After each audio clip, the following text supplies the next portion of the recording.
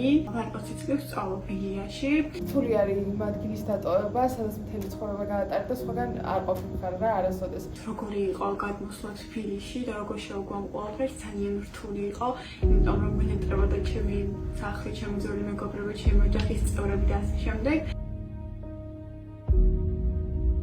ყველა ადამიანს გაუჭირდა ეს ყოველივე, მაგრამ განსაკუთრებით იმ ადამიანებს, ვინც დამოუკიდებლად გადმოდიან თუნდაც რუმეინთან ერთად.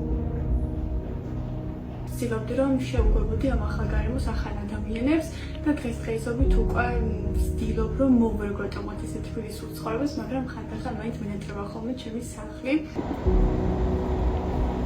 მე გამიმართა იმ ხრივ, რომ ჩემი ოჯახის წევრების გადმოვიდნენ, მე რაღაც მომყვება ერთგულად ესე რომ ვთქვათ და ემოციურადაც ყველანაირად გამხრებს გადმომყვა, მაგრამ საერთო ჯამში მაინც რთული პროცესი არის ახალ ადამიანებთან შეჯახება და მე ამის გაცნობიერება და შეჩვევა. და იმედი მაქვს რომ ის მილიონი წუთს გადმოვედი, მივაღწევა მისას და ყველაფერი გამოვიდა. ზოგადად ისეთ ცოდნას ვიღებთ, რაც ჩვენ შეიძლება დამოუკიდებლად ვერ შევიძინოთ, უშუალოდ ჩვენ რომ შევიცადოთ მაგალითად კონკრეტული ფაკულტეტის დაუფლებას, მაგალითად ჩემ შემთხვევაში ფსიქოლოგიის.